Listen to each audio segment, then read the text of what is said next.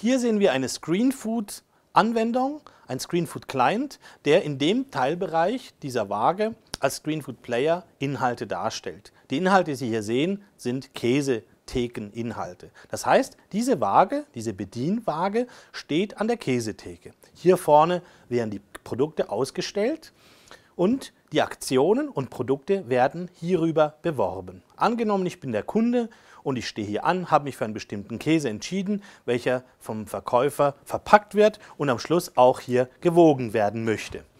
Der Mitarbeiter wiegt das Produkt,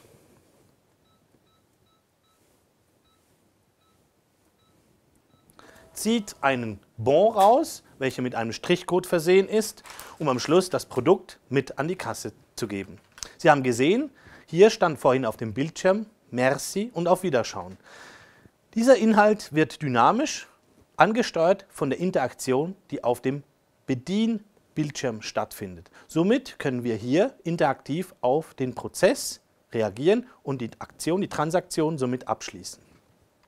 Alle Produkte, die Sie hier sehen, werden profilgesteuert dargestellt. Das heißt, diese Bizerba-Waage bei der Migros ist im ganzen Migros-Netz integriert, so dass diese Waage an der Käsetheke in der bestimmten Filiale auch registriert ist.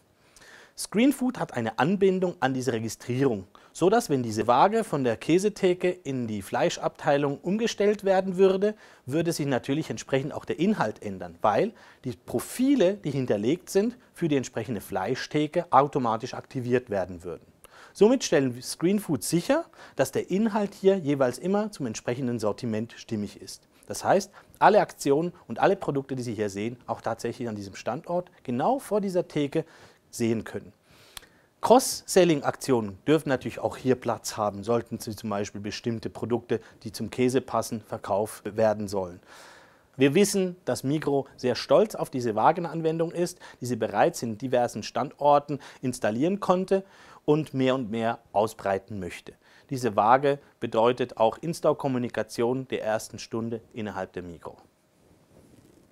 Und so sieht die Waage von der anderen Seite aus, wenn sie einen Kundenberater bedienen möchte. Das heißt, der Kundenberater, der Verkäufer, sitzt hier und wie man es kennt, er möchte gerne Einfluss nehmen in dem, was vorne auf dem Display läuft. Dafür wurde das Content-Management-System ScreenFood-seitig integriert, sodass er es hier aufrufen kann. Was kann er hier genau machen? Einerseits kann er hier die Inhalte in der Schlaufe anschauen. Das heißt, er sieht genau das, was vorne läuft und er kann genau hier aufrufen, was auf dem Bildschirm läuft. Und er kann es natürlich wieder zurückgehen und schauen, was vorher lief.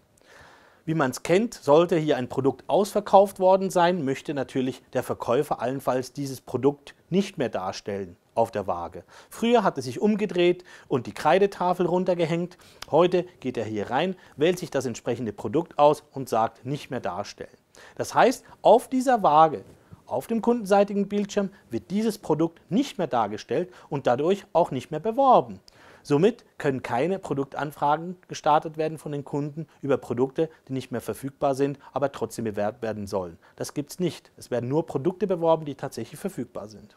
Sollte der Verkäufer sich hier wieder in den normalen Zustand der Waage begeben, ist er einfach wieder im System drin und kann jederzeit wieder ins Content-Management-System über 3 Klicks gelangen, um sich hier eigentlich die Content-Verwaltung wieder vollumfänglich widmen. Sollte das Produkt wieder verfügbar sein, kann es natürlich hier wieder aktivieren, sehr einfach, und so sicherstellen, dass der gesamte Loop wieder aktuell läuft.